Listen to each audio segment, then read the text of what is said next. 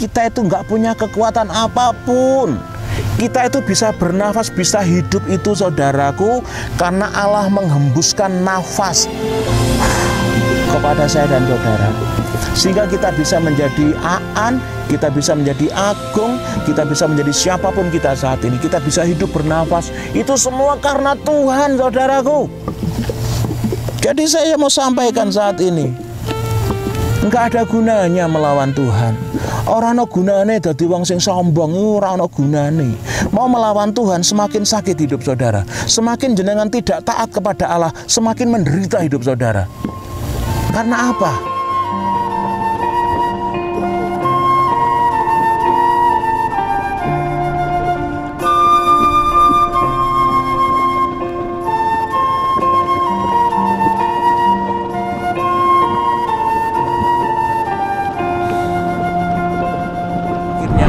Mulai tidak taat kepada Tuhan.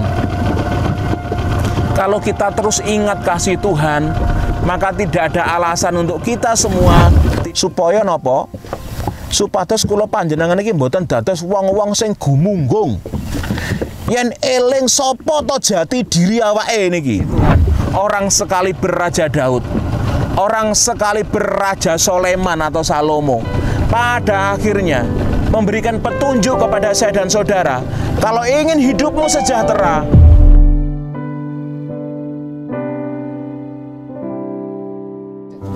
Salam saudaraku semuanya. Saat ini kami tim multimedia GIT Jemblung Cangkring berada di Bendungan Logung. Saudaraku, merdeka. Masih suasana hari kemerdekaan negara tercinta kita, Indonesia yang ke-77. Pulih lebih cepat, bangkit lebih kuat. Luar biasa. Pemerintah memberikan sebuah moto yang luar biasa di hari kemerdekaan yang ke-77 ini. Saudaraku diberkati Tuhan, kita sangat beruntung memiliki Bapak Presiden Joko Widodo. Kenapa?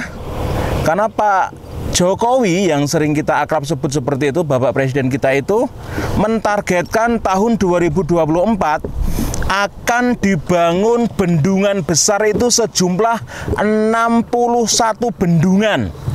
Kemarin waktu saya nonton podcastnya Pak Karni Ilyas di TV One, sedang mewawancarai Bapak Presiden Joko Widodo itu targetnya pemerintah sampai tahun 2024, di mana saat ini sudah terbangun bendungan yang sudah ada itu 29 bendungan besar yang sudah beroperasi, dan masih dalam pengerjaan itu masih beberapa bendungan lagi. Nah, kenapa pemerintah begitu concern di dalam membangun bendungan, saudaraku? Ya, menurut Mbah Rasmin tadi yang kami tumpangi perahunya ini, saudaraku, karena adanya bendungan Logung ini saja yang dapat mengcover kebutuhan air untuk para petani di beberapa kecamatan ya. Ada beberapa kecamatan, dan dikatakan Mbah Rasmin tadi hasil panen itu bisa 3 kali lipat. Yang biasanya dalam 1 tahun yang pertaniannya itu tada hujan itu bisa hanya 1 kali 2 kali tanam panen. Ketika ada bendungan ini sangat tertolong sekali. Artinya sumber pangan menjadi lebih meningkat. Nah, ternyata ini yang menjadi target pemerintah kita saat ini, saudaraku. Semakin banyak bendungan dibangun, semakin akan banyak peluang menuju ke sebuah kemakmuran, menuju sebuah kesejahteraan. Tanpa ada yang namanya air, lupakan. Kuncinya hanya satu di sini, air. Ternyata saudaraku, di mana ada air, disitulah ada pangan. Kalau tidak ada air, kekeringan, layu, kentang-kentang, dan akhirnya apa? Mati, saudara. Ternyata di dalam pemerintah mencanangkan program untuk kesejahteraan bangsa Indonesia, ya tidak terlepas dari yang namanya air.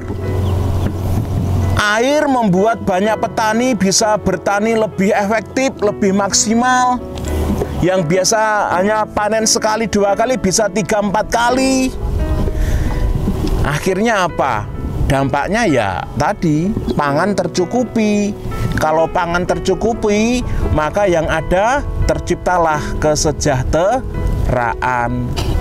Saudaraku, jadi kunci dari kesejahteraan kalau kita tarik dari cerita kita di depan tadi adalah air. Bagaimana air pada akhirnya menjadi sarana untuk kesejahteraan masyarakat banyak. Kesempatan saat ini kita akan merenungkan bagian firman Tuhan dengan satu tema, taat untuk kesejahteraan. Sebelum kita mau membaca firman Tuhan, kita berdoa terlebih dahulu. Mari kita berdoa. Bapa yang ada di dalam kerajaan surga, Allah yang kami sembah di dalam satu pribadi, Tuhan Yesus Kristus, Allah yang disembah oleh Allah Abraham, Allah yang disembah oleh Abraham, Ishak, dan juga Yakub.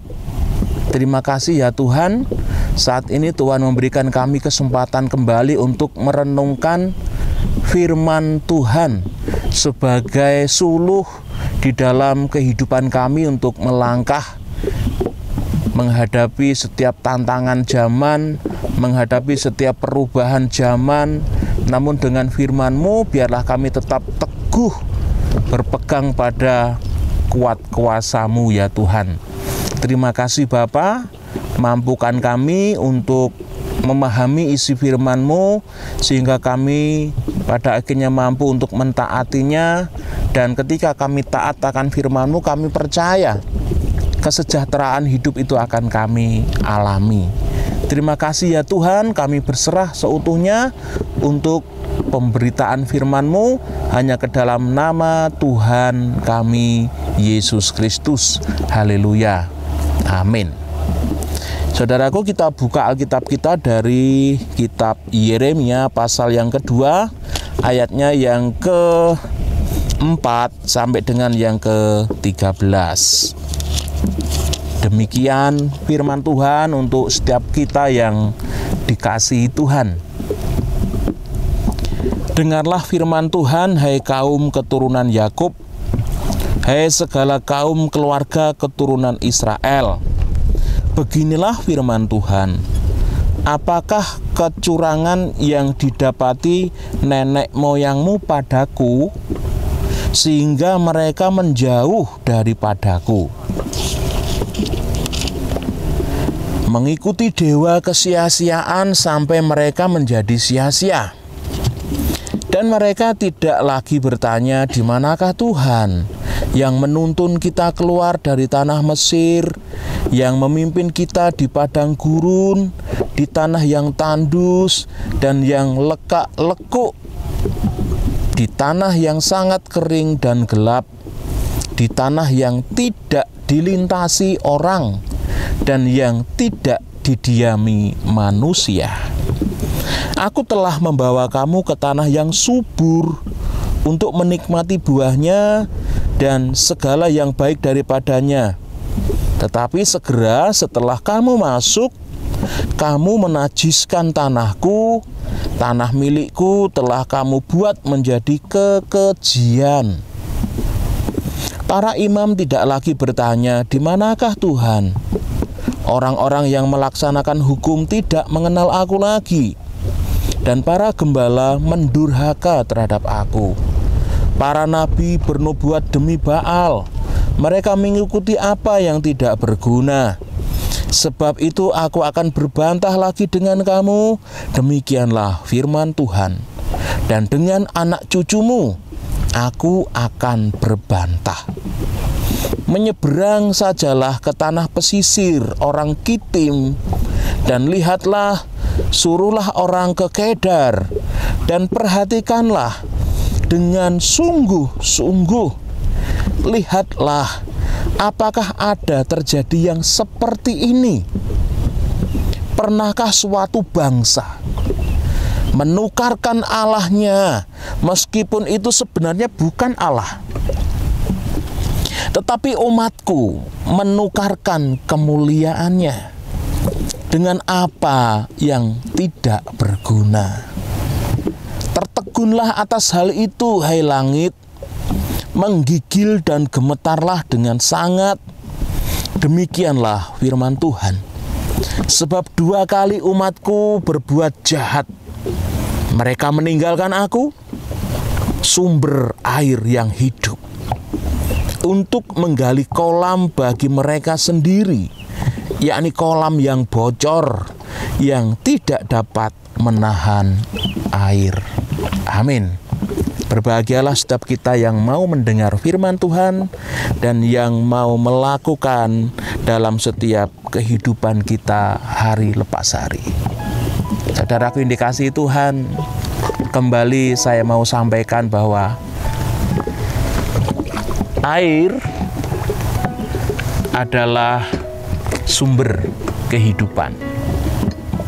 Firman Tuhan pada kesempatan saat ini pun mengingatkan saya dan panjenengan semua bahwasanya Tuhan kita, YHWH atau Yahweh, menggambarkan dirinya itu adalah seperti air kehidupan. Air kehidupan yang dimana saat Nabi Yeremia melayani umat Allah secara khusus adalah dari kaum Yehuda. Yeremia menyampaikan kepada umat kekasih Tuhan ini bahwasanya Allah mereka adalah Allah Yehuwa yang adalah sumber air kehidupan. Israel yang secara khusus dipilih Allah supaya kaum ini boleh menjadi role model untuk bangsa-bangsa di sekitar Israel lainnya. Bahwa ketika mereka memiliki Allah sang sumber air hidup ini, kehidupan mereka akan diberkati oleh Tuhan. Saudaraku, namun kenyataannya manusia itu mudah berubah. Hatinya itu mudah berubah-ubah. Demikian pun kaum Yehuda. Mereka sudah merasakan kebaikan Tuhan, karena Allah mereka adalah Allah sang sumber air kehidupan itu. Ketika mereka punya Allah, maka hidup mereka pun sejahtera. Namun, ketika mereka mengalami hidup yang sudah sejahtera, mereka lupa akan Tuhan. Mereka melupakan kasih kebaikan Tuhan, yang pada akhirnya pun Allah mengutus Nabi Yeremia untuk mengingatkan mereka supaya mereka kembali ingat kepada Allah yang telah memberikan segalanya untuk mereka. Pada akhirnya saudaraku, Israel yang seharusnya menjadi role model, menjadi teladan, menjadi contoh untuk bangsa-bangsa lain, gagal menjadi seperti yang dikehendaki Allah. Mereka melupakan Tuhan. Jadi saudaraku, saya sampaikan di sini, sebenarnya untuk taat kepada Allah itu memang tidak mudah. Taat kepada sang sumber air kehidupan itu nggak gampang. Mungkin pada saat keadaan kita baik-baik saja, kita bisa taat kepada Allah. Ya kan? Di saat semuanya sehat, anak-anak kita sehat, istri kita sehat, suami kita sehat, oh praise the Lord, haleluya, kita melayani Tuhan dengan setia, ya kan? Di saat duit kita banyak, nggak ada masalah, pekerjaan aman, wah kita setia minta ampun ke gereja, ya kan? Bagaimana jika keadaan bisa berubah suatu saat? Apakah kita masih mau taat kepada Tuhan? Masih setia kepada Tuhan? Masih melayani Tuhan? Ya, manusia sering berubah-ubah. Atau kita itu taat kepada Tuhan karena memang tidak ada kesempatan untuk berbuat dosa? Jangan-jangan seperti itu. Ketika ada kesempatan untuk berbuat dosa, maka taat-taatan untuk apa? kita lupa untuk mau taat. Tapi kalau nggak ada kesempatan untuk kalau tidak ada kesempatan untuk berbuat dosa, kita taat.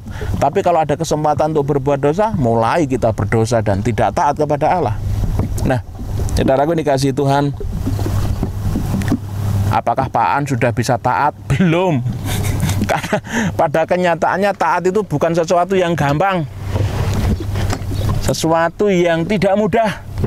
Oleh sebab itulah firman Tuhan pada saat ini mengingatkan kita semua, termasuk saya tentunya, bahwasanya hanya dengan ketaatan kepada Allah maka kita akan mencapai yang namanya kesejahteraan hidup. Apa itu sejahtera? Monggolah dibuka sendiri di Kamus Besar Bahasa Indonesia. Di sana tertulis bagaimana sejahtera itu adalah keadaan yang aman, keadaan yang damai, tidak ada konflik, bla bla bla bla bla, seperti itu. Nah, saudaraku yang dikasihi Tuhan, pertanyaannya adalah, kita sebagai anak-anak Tuhan sebenarnya tidak ada pilihan untuk tidak taat kepada Allah. Namun kenyataannya, untuk taat kepada Allah itu bukan perkara yang mudah. Lalu adalah bagaimanakah? Pertanyaannya adalah bagaimanakah supaya kita itu menjadi pribadi-pribadi yang mau taat kepada Allah? Ini menjadi perenungan kita pada kesempatan saat ini. Jadi saya mau sampaikan bahwasanya untuk menjadi pribadi-pribadi anak-anak Tuhan yang mau taat kepada Tuhan atau Allah, maka mari kita perhatikan ayat yang kelima, saudaraku. Pasal 2 ayat yang 5, demikian firman Tuhan untuk kita semua.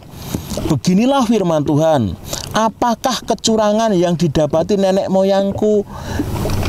Apakah kecurangan yang didapati nenek moyangmu padaku, sehingga mereka menjauh daripadaku?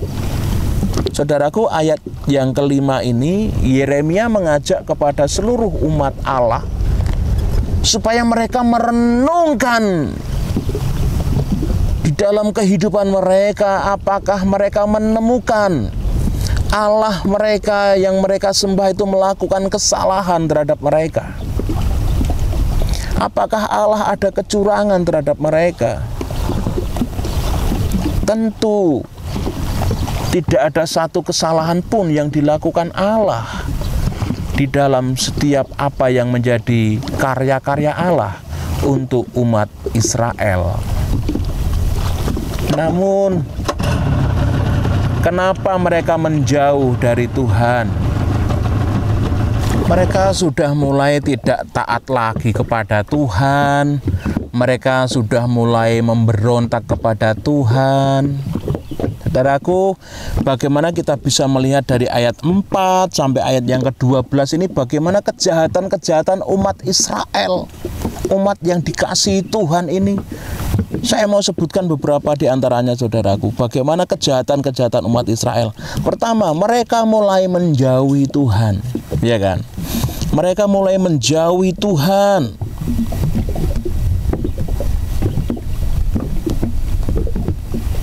Mereka mulai mengikuti ilah-ilah lain. Sudah menjauh dari Tuhan, mereka mengikuti ilah-ilah lain. Artinya apa? Mereka menyembah allah-allah lain. Mereka berlaku keji dan kenajisan sudah menjadi penghias dalam kehidupan mereka setiap hari. Tidak ada kebenaran, tidak ada keadilan yang Allah rindukan terjadi. Sehingga Allah terus memperingatkan mereka. Bahkan minggu yang lalu kita pun belajar bagaimana Nabi Yeremia dipakai Tuhan untuk mengingatkan bahwa kalau mereka nggak bertobat, Tuhan akan robohkan dan runtuhkan, ya kan? Tidak hanya itu, saudaraku, mereka tidak lagi melayani Tuhan. Yang mereka layani siapa? Ya nabi-nabi Allah ini melayani dewa-dewa palsu, dewa-dewa Baal ini, saudaraku. Bagaimana mereka melayani ilah-ilah yang tidak berguna ini. Yang lebih sadis, saudara, yang lebih sangat mengerikan adalah orang Israel itu menukarkan Allah mereka, kemuliaan Allah mereka dengan dewa-dewa kesia-siaan. Sampai Yeremia bilang begini, saudara, mbok rono loh renggone wong Kitim nyebrango tili ana ning nggone wong Kedar kae lho.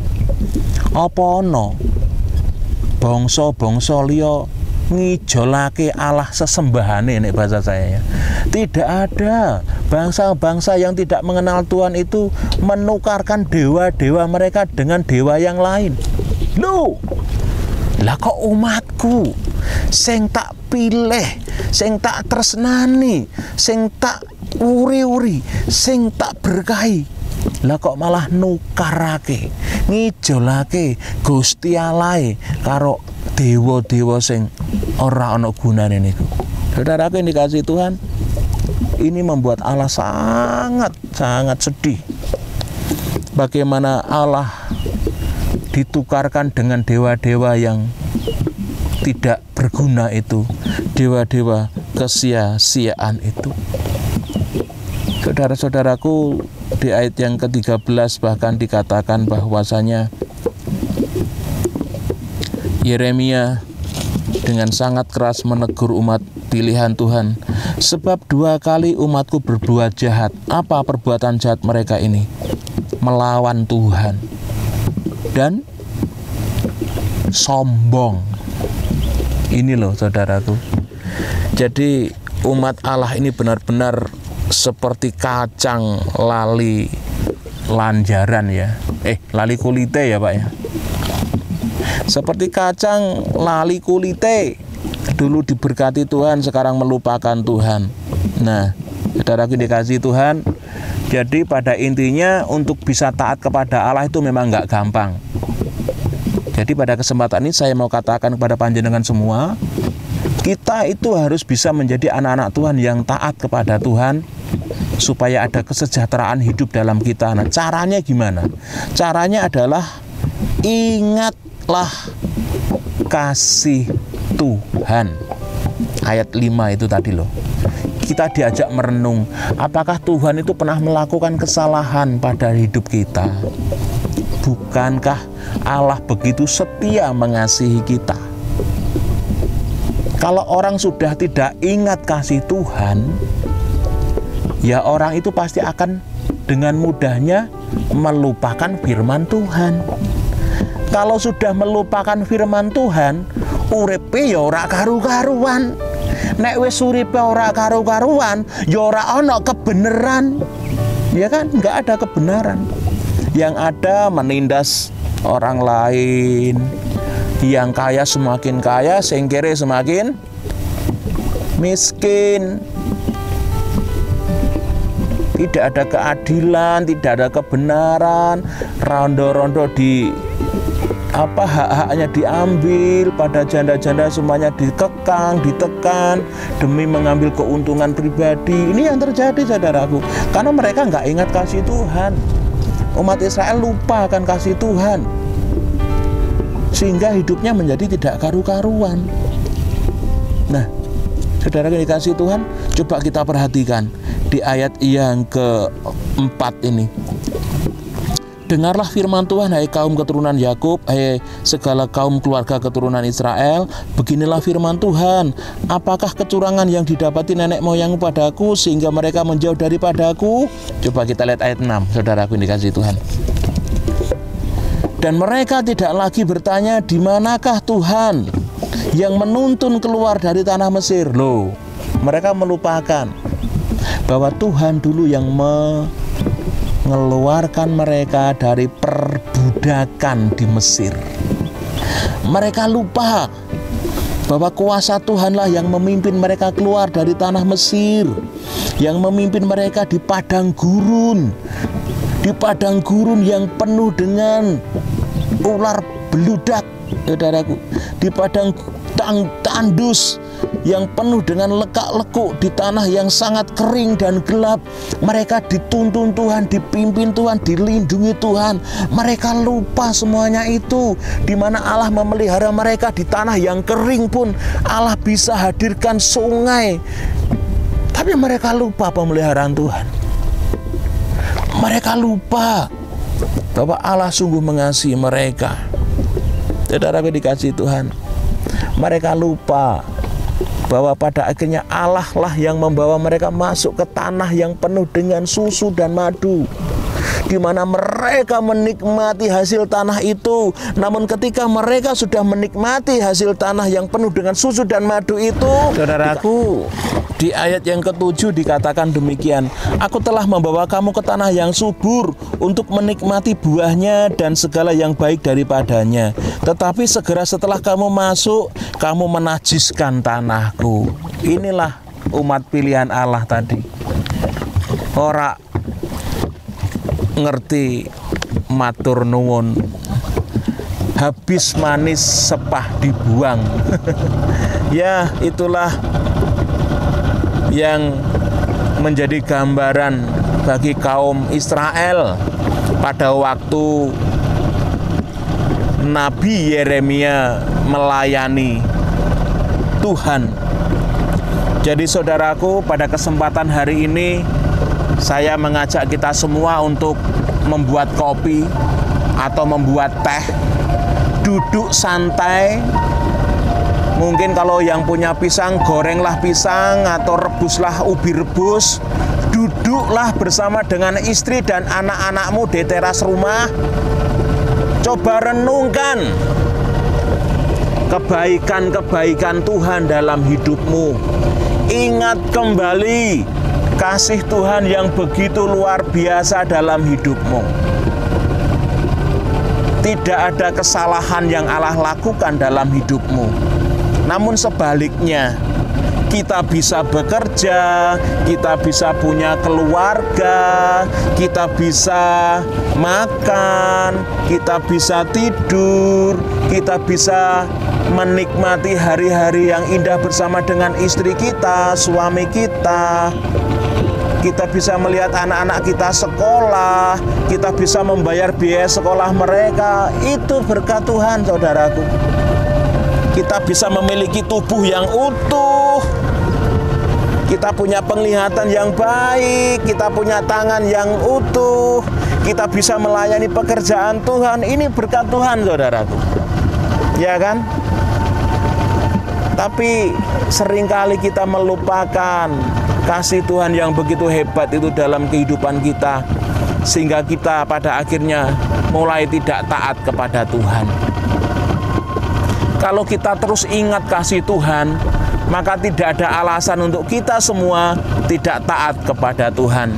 Tetapi nyatane uripku iki lagi di uji Tuhan, Pak. Aku duwe masalah siji rong rampung, masalah teko meneh, Pak. Ya, seringkali kita seperti itu, bukan? Namun saya mau katakan bahwa tidak ada sesuatu pun yang terjadi tanpa seizin Tuhan dalam hidup orang percaya. Semua yang Tuhan izinkan itu baik untuk saya dan saudara. Tidak ada alasan untuk kita tidak taat kepada Tuhan. Kalau saat ini panjenengan mungkin mengalami seperti halnya di padang gurun, sesuatu yang sangat tidak enak, coba mari kita ingat satu pujian ini. Berkat Tuhan satu-satu hitunglah, kau niscaya kagum oleh kasih-Nya. Ya kan? Bila topan keras melanda hidupmu, bila putus asa dan letih lesu, berkat Tuhan satu-satu hitunglah, kau niscaya kagum oleh kasih-Nya. Saudaraku dikasih Tuhan, mungkin baru beberapa tahun ini kita mengalami sesuatu yang tidak mudah. Tapi coba kita ingat, berapa puluh tahun Allah sudah memelihara hidup panjenengan. Apakah adil kita mengatakan Allah itu tidak baik? Saya pikir itu tidak hal yang benar. Sampai kapanpun Allah tetap baik kepada kita. Terus ingatlah kasih Tuhan, maka itu akan membuat kita benar-benar bisa hidup taat kepada Allah. Meskipun saat ini keadaan kita tidak mudah, meskipun saat ini kita mengalami banyak persoalan, tetaplah taat kepada Tuhan, di mana ketaatanmu itu akan membawa dirimu kepada kesejahteraan. Yang kedua, saudaraku, bagaimana kita bisa memiliki hati yang taat kepada Allah, sang sumber air kehidupan, sang sumber damai sejahtera, sang sumber kesejahteraan itu. Kita mau lihat ayat yang ke-13. Sebab 2 kali umatku berbuat jahat. Mereka meninggalkan aku, sumber air yang hidup, untuk menggali kolam bagi mereka sendiri, yakni kolam yang bocor, yang tidak dapat menahan air. Artinya apa di sini, saudaraku? Setelah kita ingat kasih Allah, yang kedua yang dapat saya sampaikan, ingatlah siapa dirimu, saudara. Ini penting. Supaya napa? Supados kula panjenengan iki mboten dados wong-wong sing gumunggung. Yen eling sapa to jati diri awake niki. Kula jenengan ora bakal dadi wong sing ketak-kete kemaki, Bapak Ibu. Iya kan? Yang pertama tadi poinnya apa? Ingatlah kasih Allah. Ingatlah selalu kasih Allah. Yang kedua, ingatlah siapakah dirimu. Siapakah kita? Pak Agung, siapakah kita, Pak? Ini kapalnya Mbah Rasmin ini kathah bleduke nggih, Mbah. Ya, ini loh kita. Apa ini? Kula jenengan niku namung bleduk lemah nih loh. Apa yang dapat kita sombongkan? Kita hanya debu tanah, meh melawan Tuhan. Rak kuwale udel ini. Kita itu nggak punya kekuatan apapun. Kita itu bisa bernafas, bisa hidup itu, saudaraku, karena Allah menghembuskan nafas kepada saya dan saudara. Sehingga kita bisa menjadi Aan, kita bisa menjadi Agung, kita bisa menjadi siapapun kita saat ini. Kita bisa hidup bernafas. Itu semua karena Tuhan, saudaraku. Jadi saya mau sampaikan saat ini, enggak ada gunanya melawan Tuhan. Ora ana gunane dadi wong sing sombong, ora ana gunane. Mau melawan Tuhan semakin sakit hidup saudara. Semakin jenengan tidak taat kepada Allah, semakin menderita hidup saudara. Karena apa? Kita itu butuh Tuhan. Kira-kira ada ndak orang Kristen sing kemaki gitu? Ada ndak orang Kristen yang sombong, merasa hebat tanpa Tuhan? Iya kan? Merasa hebat tanpa kasih anugerah Tuhan. Mungkin di sana-sana masih banyak orang yang sombong ya Pak Agung ya, orang Kristen yang sombong. Tapi di sini tidak ada ya Pak Agung ya. Semua andap asor kabeh, lembah manah kabeh. Luar biasa. Jadi poin yang kedua, supaya kita itu bisa menjadi pribadi-pribadi yang taat kepada Allah, bisa rumangsa. Awak ira iki sapa? Mung bleduk, saudara. Kalau kita tahu siapakah diri kita, maka kita tidak akan melawan Allah. Namun sebaliknya, kita justru akan semakin taat kepada Allah, karena sumber sejahtera itu hanya di dalam Allah. Kalau kita taat kepada Allah, maka kita akan memiliki damai sejahtera itu. Saudaraku yang dikasihi Tuhan, ayat yang pertama sampai ayat yang ketiga saya akan baca dari pasal 2 ini. Demikian firman Tuhan. Firman Tuhan datang kepadaku, bunyinya, pergilah memberitahukan kepada penduduk Yerusalem dengan mengatakan, beginilah firman Tuhan, aku teringat kepada kasihmu pada masa mudamu, kepada cintamu pada waktu engkau menjadi pengantin, bagaimana engkau mengikuti aku di padang gurun, di negeri yang tiada tetaburannya. Ketika itu Israel kudus bagi Tuhan, sebagai buah bungaran dari hasil tanahnya. Semua orang yang memakannya menjadi bersalah, malapetaka menimpa mereka. Demikian adalah firman Tuhan. Nah, kalau kita itu taat kepada Tuhan, saudara, Allah akan memberkati hidup saya dan saudara. Allah akan memberikan damai sejahtera kepada kita, saudara. Bahkan dikatakan firman Tuhan, kalau ada orang yang memakannya, kalau ada orang yang mengganggu hidup saya dan saudara, yang dimana saya dan saudara adalah anak-anak Tuhan yang taat kepadanya, malapetaka akan menimpa mereka. Kenapa? Yang mereka hadapi bukan kita, tapi Allah yang memberkati hidup kita, saudaraku. Jadi artinya kalau kita hidup taat kepada Tuhan dengan sungguh-sungguh, siapapun yang mau berbuat jahat kepada saya dan saudara, Allah yang akan berperang kepada mereka. Allah yang akan menimpakan malapetaka kepada mereka. Tugas kula jenengan mung taatlah kepada Tuhan, sang sumber air kehidupan itu. Jadi saudaraku, melawan Tuhan itu sebuah kebodohan dan kesia-siaan. Mari, milikilah hati yang taat kepada Tuhan. Penutup, saudaraku, seberapa kaya saudara? Seberapa pandai saudara? Seberapa berhikmat saudara?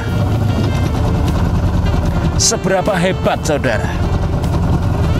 Saya mau katakan, Raja Daud, raja yang luar biasa itu, menjelang akhir hidupnya, sebelum kematiannya, dia berpesan kepada anaknya Salomo, supaya Salomo memegang perintah Tuhan dan taat untuk melakukannya. Karena Raja Daud tahu bahwa hanya berpegang kepada perintah Tuhan dan taat melakukannya, maka kehidupan Salomo akan diberkati Tuhan.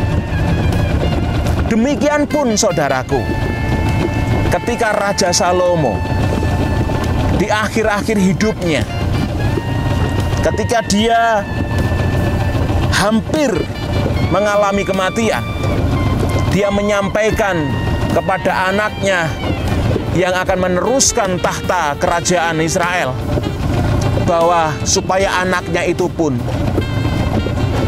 berpegang dan taat kepada perintah Tuhan. Jadi saudaraku yang dikasihi Tuhan, orang sekali berraja Daud, orang sekali berraja Soleman atau Salomo, pada akhirnya memberikan petunjuk kepada saya dan saudara, kalau ingin hidupmu sejahtera, taatlah akan perintah Tuhan, taatlah kepada Allah kula lan panjenengan. Gusti berkahi kita sedaya. Shalom.